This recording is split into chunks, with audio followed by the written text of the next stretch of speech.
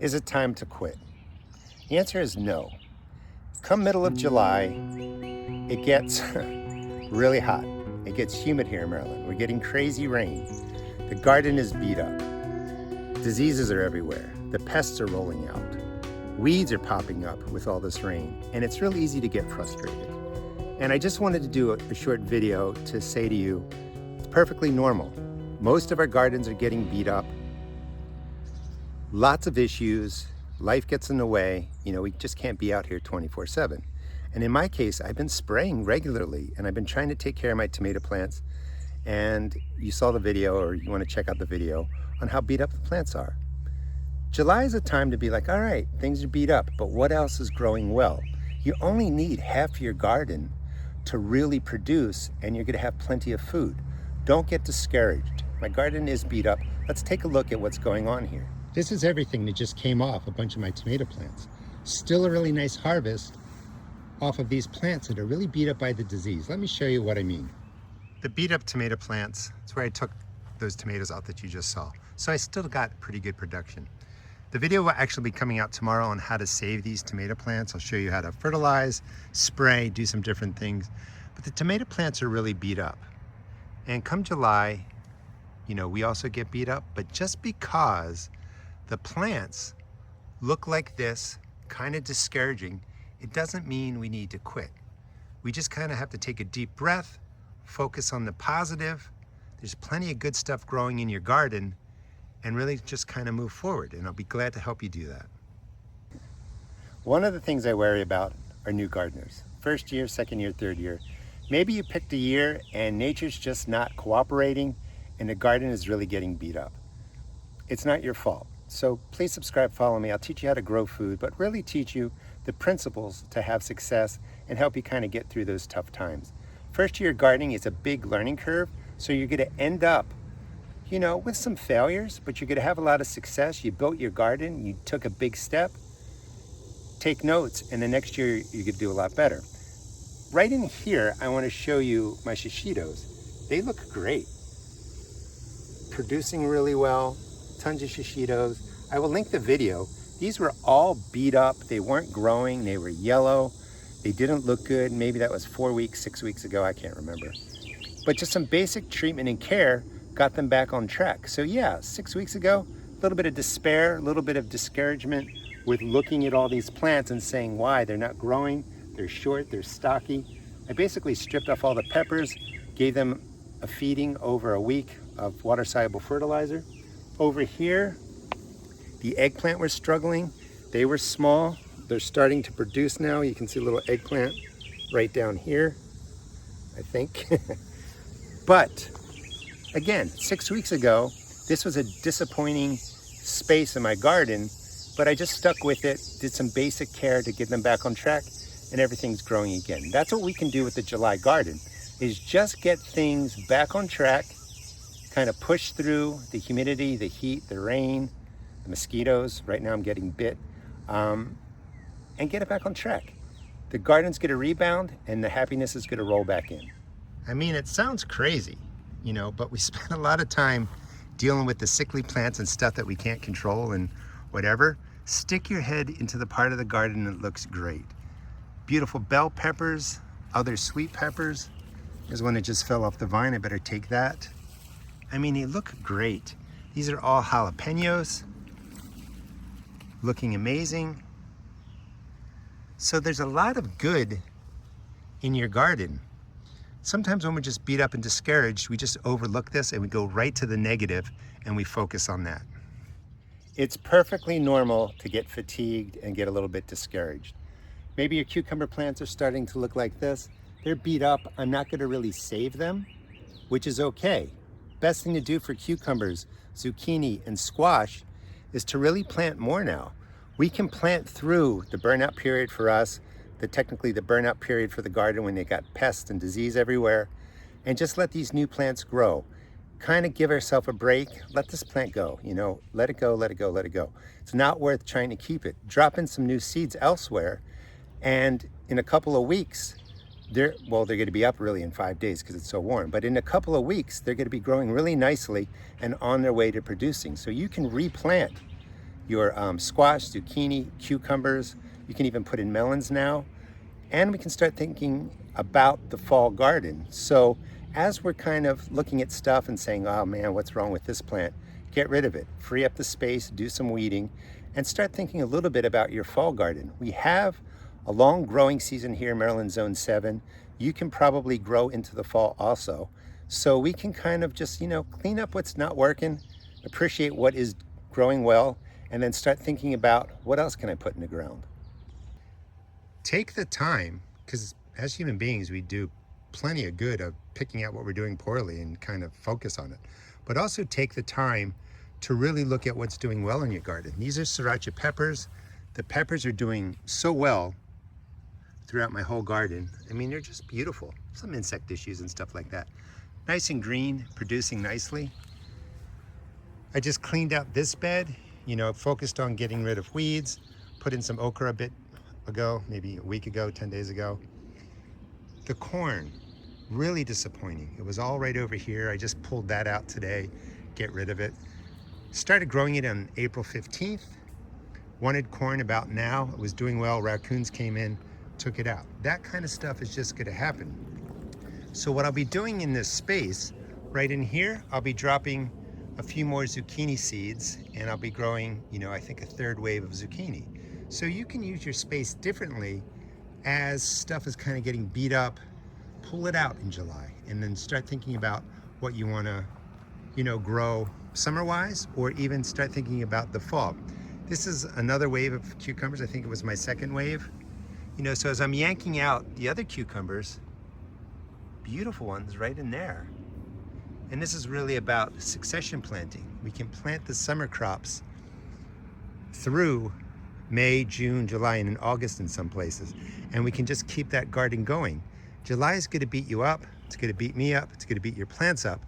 But, together we can get through this, keep planting and keep having, a garden that brings us joy and happiness. Experiment in your garden too. Like you might be like, is it too late to really plant crop A or whatever? Go ahead and put some seeds in, take notes, see how they do. If you miss the window by 2 weeks, you know that variety has to be planted 2 weeks earlier. I'm bringing in a lot of swamp milkweed. People have been telling me that the lantern flies, when they, try and take the sap out of here, it's killing them off. Lantern flies are a big problem. They've killed off half my muscadines, they've killed off some trees. I'm not gonna get discouraged and quit, so I am trying a new way to help manage them. I do spray, but I also want to put out other things that may be effective. When you have pests and disease showing up in your garden, take notes, write down when they show up, and then you put a prevention plan together, for the following year. It helps you really kind of collect information.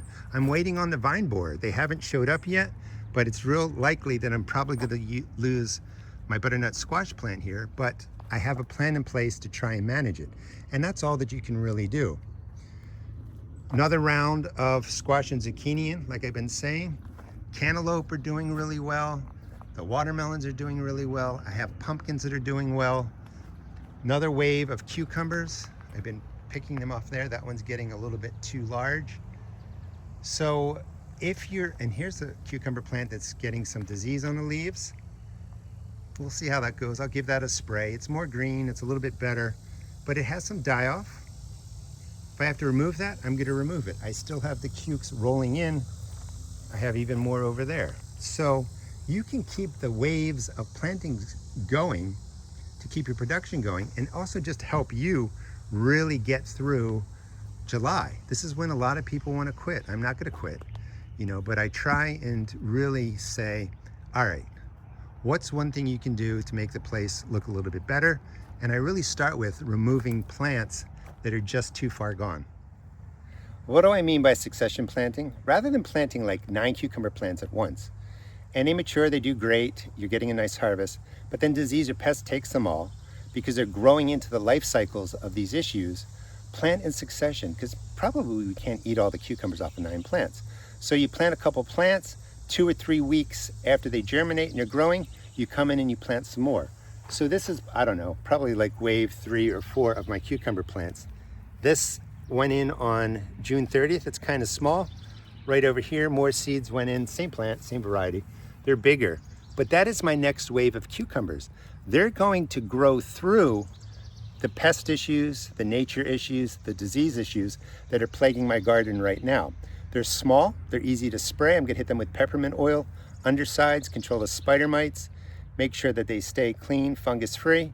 They're gonna take over when these other cucumbers die out. And that's a strategy that you can have. Like when our morale is kind of down, rather than leaving plants out and about that are beat up and keep our morale kind of depressed, keep our mood low, get rid of them and think about planting again. It really does make a difference. And we have that mentality, I think, that we plant in May, we plant in June, then we get discouraged, which is normal, kind of lose our energy, and then the garden falls apart. If you can kind of push through that, clean out what has to be cleaned out, put in the new summer seed, squash, zooks, cukes, they're gonna grow and you're gonna get a nice harvest out of them. Nothing wrong with removing what isn't working. My mentality for the garden is to, one, have a good time, appreciate what does well, enjoy the beauty. You are a sculptor really working in earth, creating an environment that doesn't exist without you as the artist. And I really believe that. But what I try and do is just get regular harvest out of the garden. So I'm not trying to keep plants alive that just aren't gonna make it.